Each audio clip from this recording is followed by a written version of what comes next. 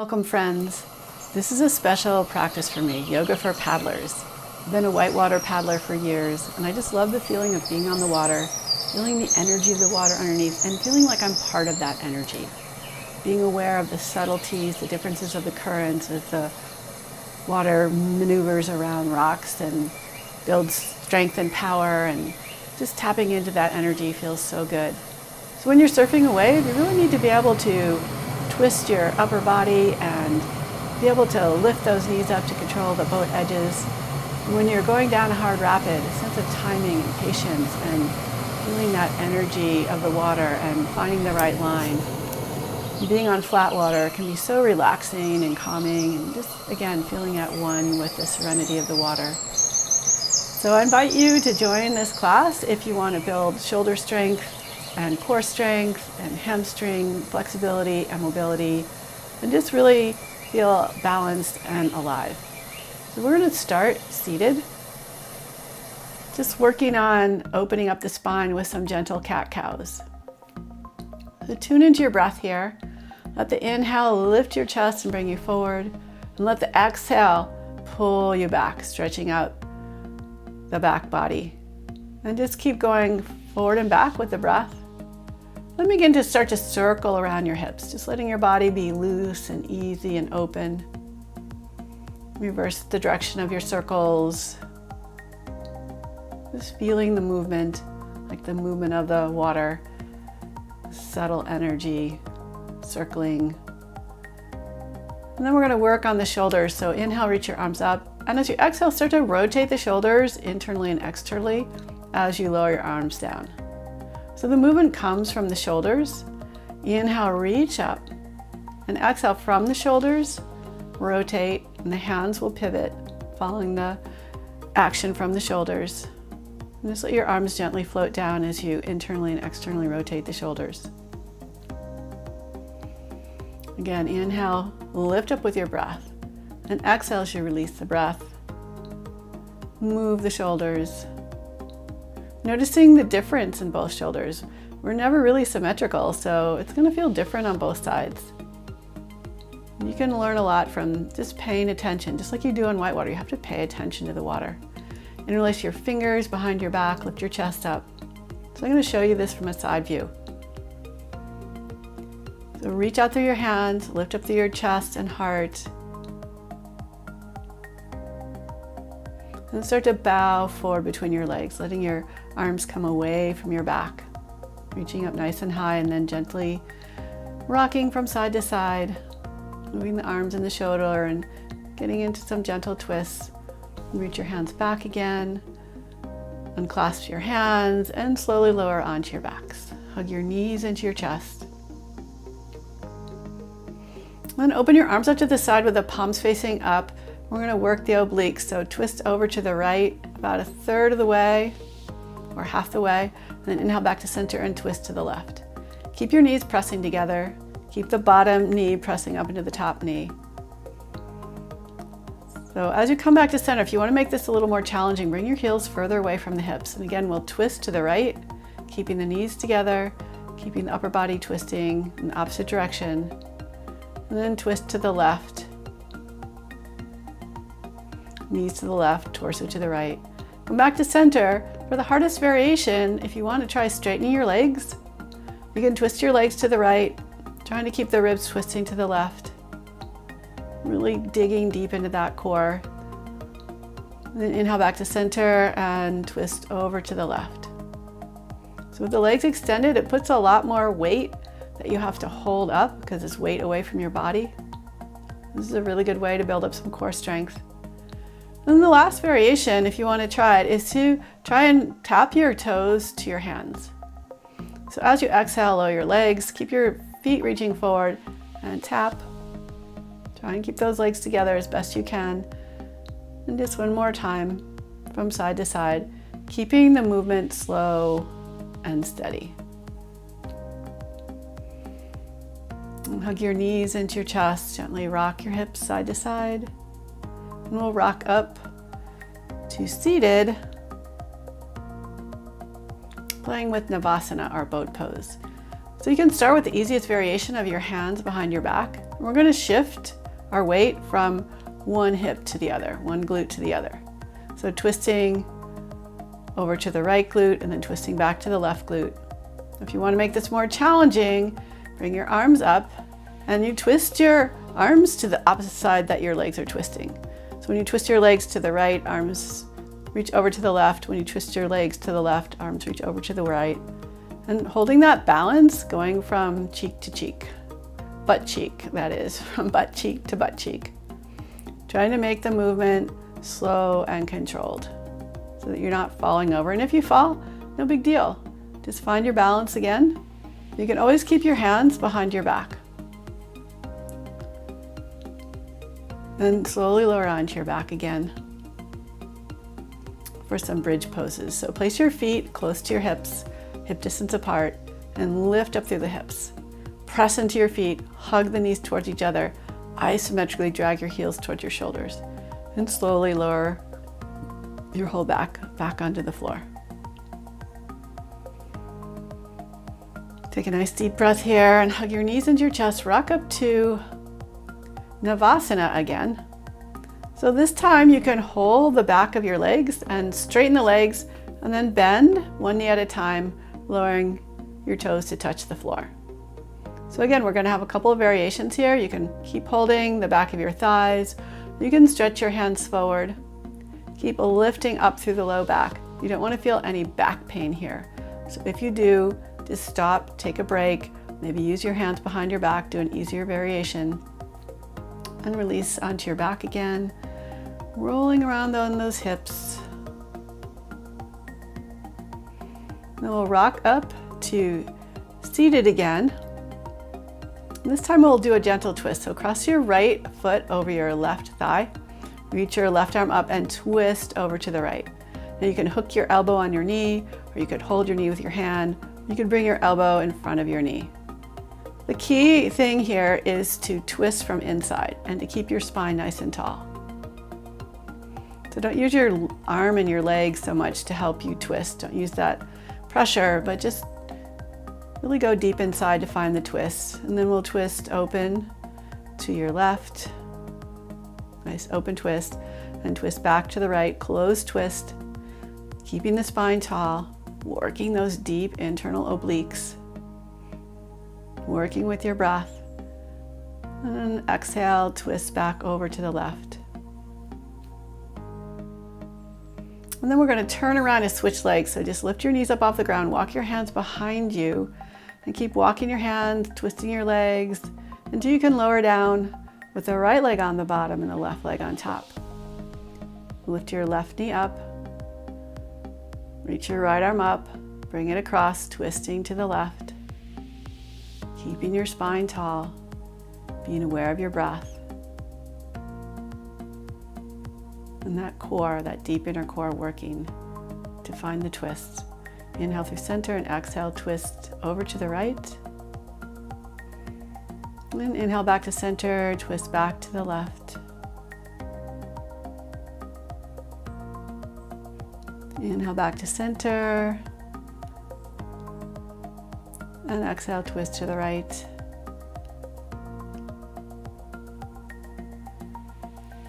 Inhale to center, twist to the left.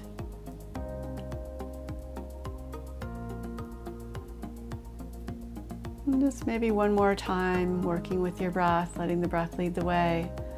Just like we have to let the river lead the way. We're just kind of following along with the flow. And now keeping that left ankle crossed above your right knee, we'll do some hip stretches. So bring your hands behind your back. Again, try and sit up nice and tall. And you can always sit on a block or roll up your mat so you have a little extra height underneath your hips. The idea is to keep the back long and to get your chest as close to your top leg as possible. So when we practice these stretches and we're doing these active stretches, we're trying to find our edge. At the same time, that edge is an intense place, so back away from your edge and then come back to it. And then we're going to swing that top leg around, the left leg behind us, coming into gentle pigeon prep. So you can just rock your hips side to side. Now your front leg, that right leg, can be either at an angle with your heel closer to your hip or further away from your hip like I'm showing you here.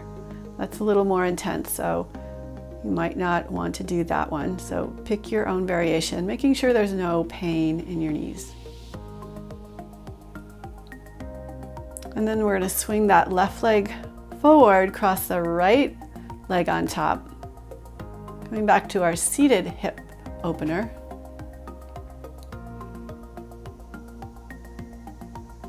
Again, playing with finding your edge, getting your chest a little closer to your leg, and then releasing. And then we'll swing the right leg behind us, coming into pigeon prep with the left leg in front. Again, you determine how close or far your left foot is from your left hip. From your right hip.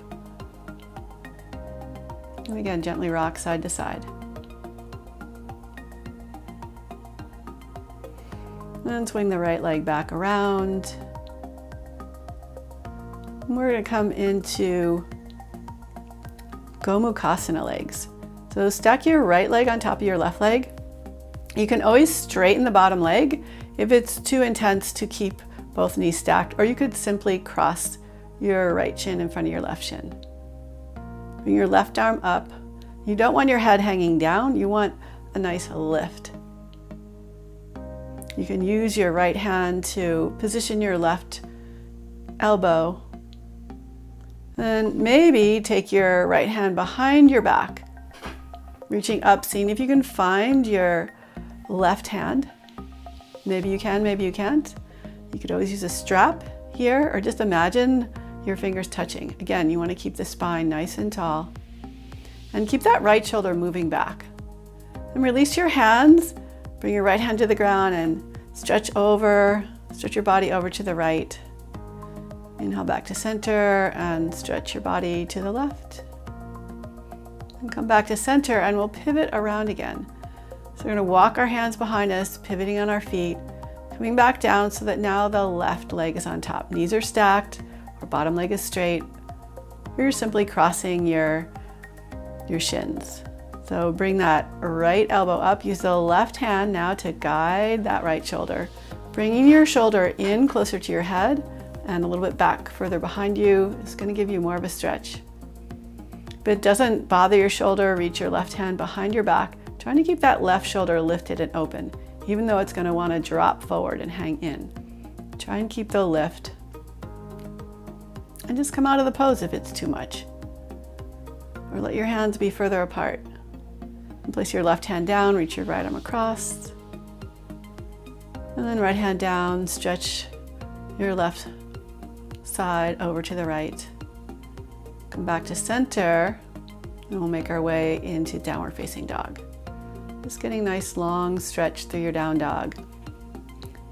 So down dog is more about your back being long and straightish rather than your legs being straight.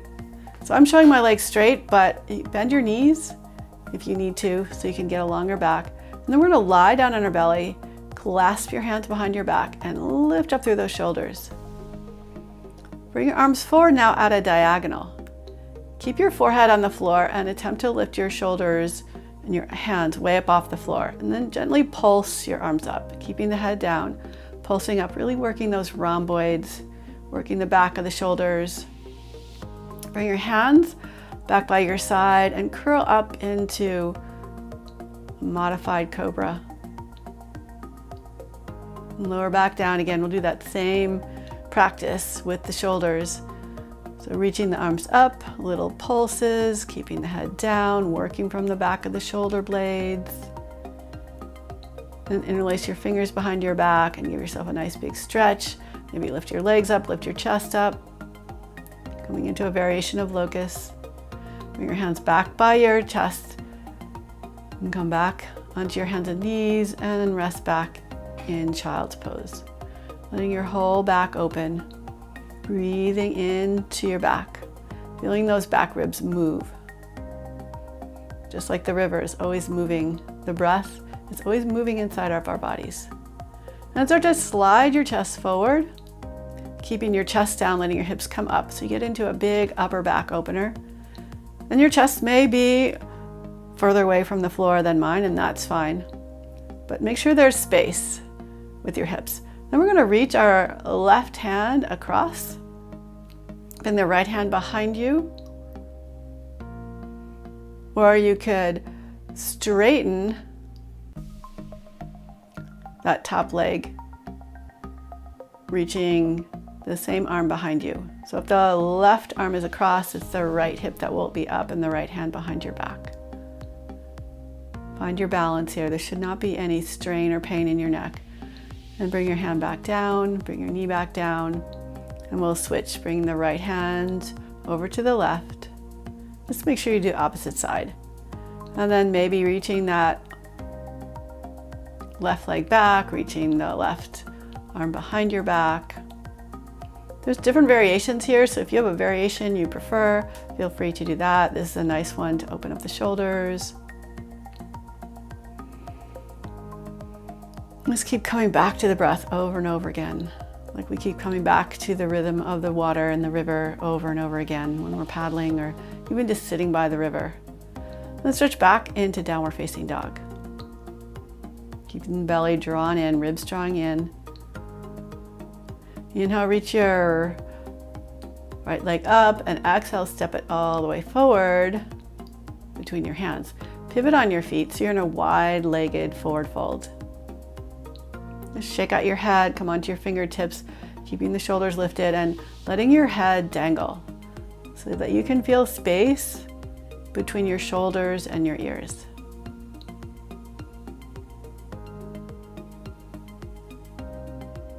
And begin to gently bend one knee at a time, shifting your hips from side to side.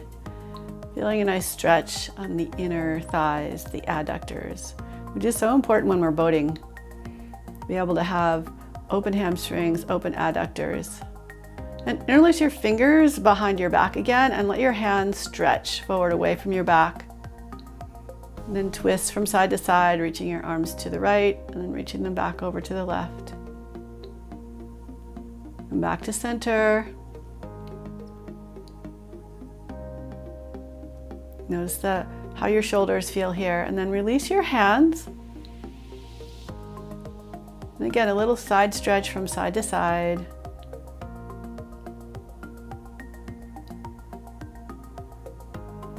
Then reach your right hand over to your left ankle and twist to your left, reaching the left arm up, or the right arm.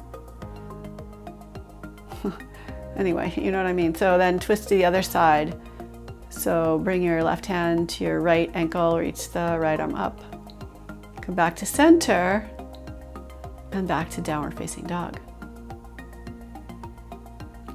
Now back onto your hands and knees, rest back in child's pose. You can always stop this video anytime and come into child's pose. That's a nice thing to know that you can always do. Now we're going to come into Baddha Konasana. So in a seated position with the soles of the feet together, you can always sit on a block like I'm demoing here if it just feels like your back is rounding and you feel uncomfortable. Or you could use a blanket if you have it handy. So I'm not going to use the block, but just think of doing a little cat-cow here. So holding onto your feet with your hands. Begin to shift your heart forward and shift your belly back. If you can get a little closer to the ground as you come into your cow variation, it'll take the stretch a little bit deeper. Now we're going to place one hand on each side of your inner thighs and try to lift your legs up into your hands. So providing resistance with the hands, and then you can bring your hands right by the hip creases and just lean into that press down. I'll bring your right leg out to the side, trying to make a 90-degree angle with your right thigh and your right shin. And then the left leg comes in front, same angle, but if this is too much for you, just bring your feet a little closer to your hips. And then we're just gonna lift and lower that right knee a couple of times and stretch the right leg out straight, open up the left leg, and stretch out in between your legs, maybe using your blocks again, or some books or a pillow or whatever you have handy. If it feels like a big stretch, just almost sitting upright. So you just have a little bit of a forward lean. And some of you may be able to go a little bit further, closer toward the ground. Keep your legs nice and active. One way to do that is by flexing your toes. Walk your hands back, and then we'll shift over to the other side. So bring your knees in. Try and find that 90-degree angle with your legs. And then just gently from the hip, lift and lower that left knee, the back knee. So there's not too much rocking motion with your body. You're trying to just get into the hip joint. Then we're going to straighten that left leg, externally rotate the left leg, internally rotate the right leg, so we're back in the wide-legged seated split. And start to gently make your way forward. So notice I'm coming in and out of the stretch. I'm not just trying to plop down. And then bring the knees back in again. So coming back to the first side. And we're just going to go back and forth, bending the knees, bringing them in a little bit, and then straightening the back leg and straightening the front leg, and just switching side to side. Building some hip mobility. It's so healthy for the hips, whether you're a paddler or not. It's extra helpful if you're a paddler, because if you do a day-long trip and you're sitting in the boat all day and the legs are apart and you're pressing your knees up into your to control the boat, it can get tiring. So this is a good thing to practice. So now we're going to come as if we were in the boat. Bringing your feet out to the side, not as wide as you can, but just a nice comfortable distance apart, a little bit wider than they would be in the boat. Bring your elbows on the inner thighs and press your thighs into your elbows. You can just gently lift one hip up at a time, just as if you were surfing a wave. Keep that pressure hugging in, lifting up. And bring your feet together and come into a squat. So squat is so important. It has so many benefits, opening up the hips, opening up the ankles, the Achilles tendon, the shoulders, the low back. Now we'll kind of end with some nice passive stretches, starting with this wonderful shoulder stretch that I love to do. So if you don't have blocks, you could use some rolled up blankets or some folded up blankets. Blocks are the easiest thing to do. So place one block underneath your shoulder blades and the other block underneath your head. Now you can keep the second block under your head the same height as the block underneath your shoulders, or it can be lower. Or if your shoulders are very tight, a little bit higher. Your legs can be in one of several positions. Legs straight, you can have your feet together again in Baddha Konasana, or you could just let your knees rest in on each other. Make time to make sure this is comfortable. So sometimes people put the block too close to their shoulders and they're not getting the same effect as opening up the upper back. Or they have the block too close to their hips and again, not getting the same effect. So take time to adjust the block, finding a position where you feel the upper back opening and the inner shoulders opening kind of right around the armpits. Now the positioning of your arms will determine how much you feel a stretch in the shoulders and the arms. So with the arms further up, closer to your head, it'll be more of a stretch. With the arms closer to your hips, it'll be less of a stretch. So the one that's the best is the one that's the best for you right now in this moment, today. Because things change, we have accidents, we get busy, we don't stretch, we don't do yoga, we don't paddle, whatever it is. And you know the saying, use it or lose it. So things will shift, and it's important to be able to pay attention and to notice these little shifts. Just like it's important to pay attention to the current and notice the differentiations in current, where the current speeds up, where it slows down, paying attention to those eddy lines. Looking at where the main flow is going, looking ahead, looking right in front of your boat, and keeping awareness of where you are now in the water and where you want to go. So you can remove the blocks, and now we're going to use the blocks in a different way underneath our glutes. So think of using the corner of the block and lift your hips, place the block so that the corner is like a thumb pressing into your glutes, and just let your weight sit down on the edge of the blocks. Now, tennis balls can work great for this as well. I actually prefer the balls. I use Yoga Tuneup balls. And I'll put a link for that below in the description. But just something where you can get like someone doing a little massage on your glutes, but you're doing it yourself. In this case, we're using the blocks, the edge of the blocks, to kind of dig in there a little bit, get a little trigger point release in the glutes. So whether you're sitting at a desk most of the day or you're paddling on the river most of the day, it's good to do something like this, a little self-massage on the glutes. And glutes are a big area, so you can bring the blocks up higher, you can bring them a little lower, you can bring them a little bit more to the inside of your body and a little bit more to the outside edges. Just playing around, finding the place that you know, when you get there, you're like, yeah, this is where I really need it. But you want to be able to relax into it as well. So if it's too much pressure, just move to a place that's not quite as tender. So you can allow yourself to relax into this. It's so important to be able to relax.